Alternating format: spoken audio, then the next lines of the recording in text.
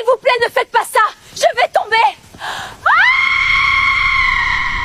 Ils les ont mis au-dessus du trou pour le cacher. « Au revoir !» a crié Taillé. « Maintenant, le village vous oubliera. » Ils sont retournés au village en criant à tous ceux qui étaient d'accord qu'un tigre les a attaqués dans la forêt. Et parce que Simi avait trop de cheveux, elle ne pouvait pas courir vite.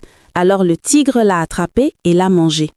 Les parents ont presque perdu la tête quand ils ont reçu la nouvelle. Dans la forêt, la lumière s'est éteinte. C'était totalement sombre. Simi se trouvait dans la poussière. Son beau cheveu était mou et dégoûté. Elle a crié et a crié. « Maman, papa, s'il vous plaît, aidez-moi !» Mais personne ne pouvait l'entendre. Seule la forêt écoutait. Simi a resté dans le sombre pour un long temps. Elle pensait qu'elle allait mourir. Mais ensuite, elle a entendu un son, comme si quelqu'un s'approchait. Simi s'est réveillée contre la porte. Elle s'étonnait. « Qui est là-bas ?»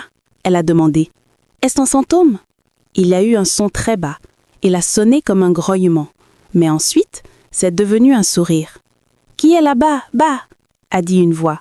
Simi s'est éteinte. La voix était si profonde, comme deux rochers qui s'éloignent ensemble. Mais elle parlait son langage. « Mon nom est Simi, s'il vous plaît, aidez-moi !» Simi a crié. « Attendez, je vais vous faire sortir !» a dit la voix. Simi a laissé son sourire. Quand elle a vu qui elle avait parlé, un grand, fort fantôme. Il avait 4 cheveux de couleur de charcot. Mais ses yeux n'étaient pas comme ceux d'un animal. Ce sont les yeux d'une personne qui était très triste. « Un fantôme qui parle ?» a demandé Simi. Sa voix s'étonnait. Le fantôme a regardé. Il a regardé ses longs cheveux. Il avait pitié pour elle. Simi s'est étonnée. Son cœur s'était battu comme un petit tambour. Elle a regardé le grand fantôme.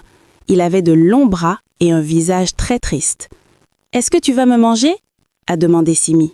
Sa voix était très petite. Le fantôme s'est étonné. « Non !» a dit. Sa voix était bruyante, comme de la neige. « Je ne suis pas un monstre !» Le fantôme est allé dans le trou. Il était très fort.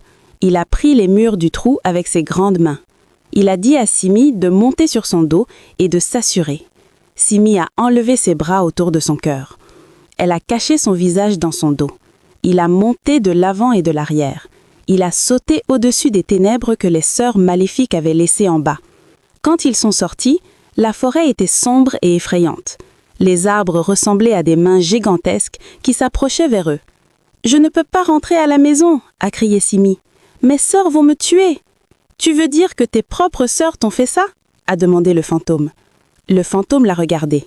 Il a vu à quel point elle était magnifique, même avec la mort sur son visage. « J'ai un lieu !» a dit-il. « C'est une grande tour faite de pierre.